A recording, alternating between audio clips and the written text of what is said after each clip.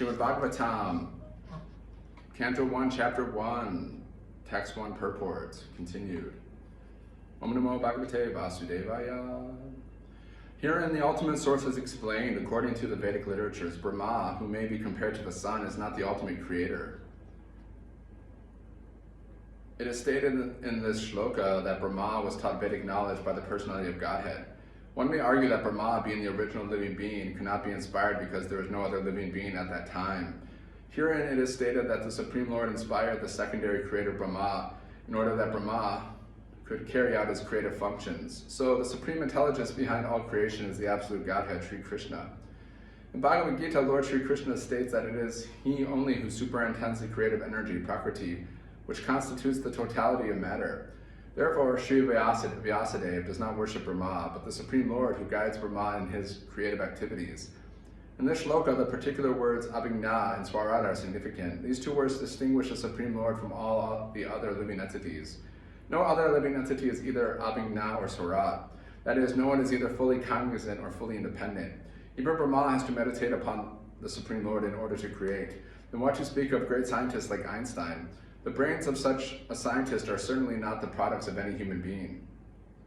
Scientists cannot manufacture such a brain, and what to speak of foolish atheists who defy the authority of the Lord. Even Mayavadi impersonalists who flatter themselves that they can become one with the Lord are neither Abhigna or Swarat.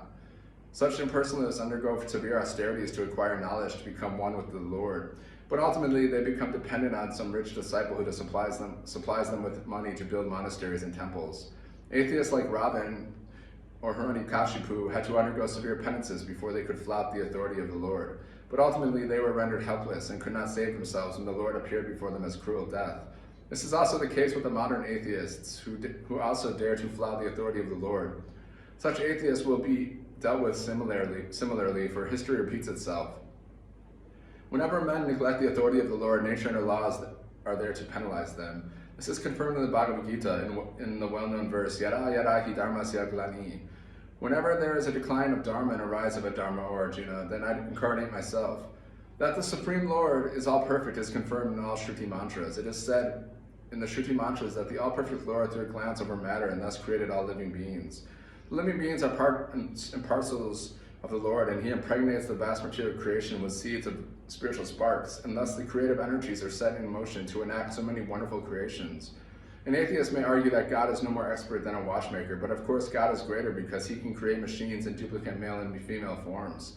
The male and female forms of different types of machinery go on producing innumerable similar machines without God's further attention.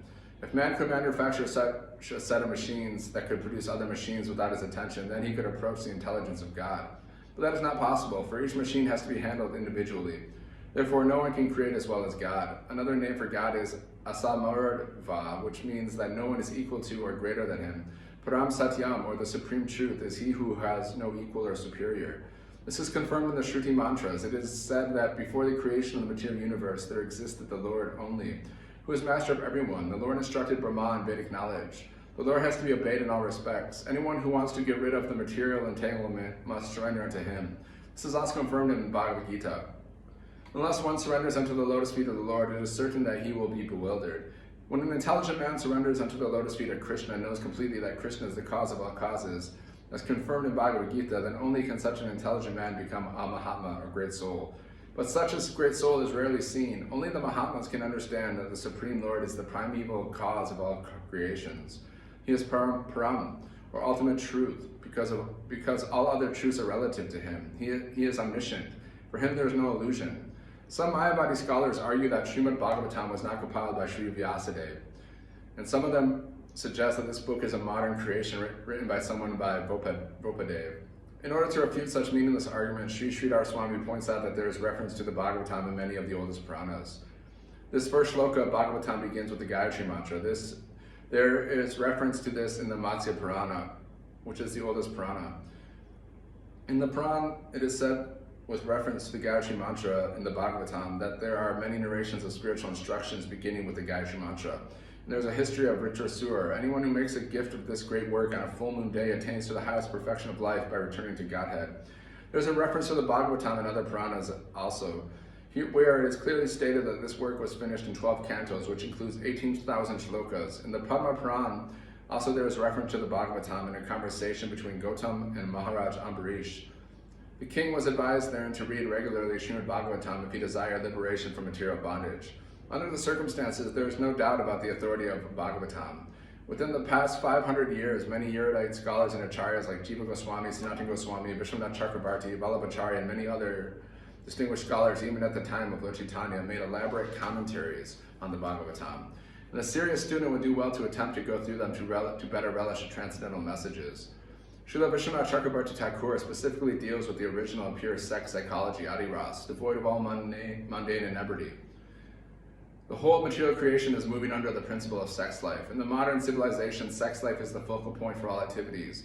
Wherever one turns his face, he sees sex life prominent. Therefore, sex life is not unreal.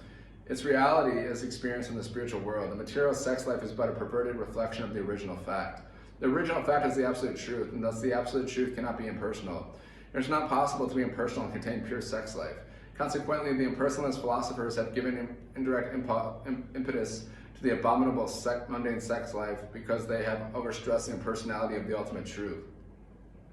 Consequently, man without information of the actual spiritual form of sex has accepted perverted material sex life as the all in all.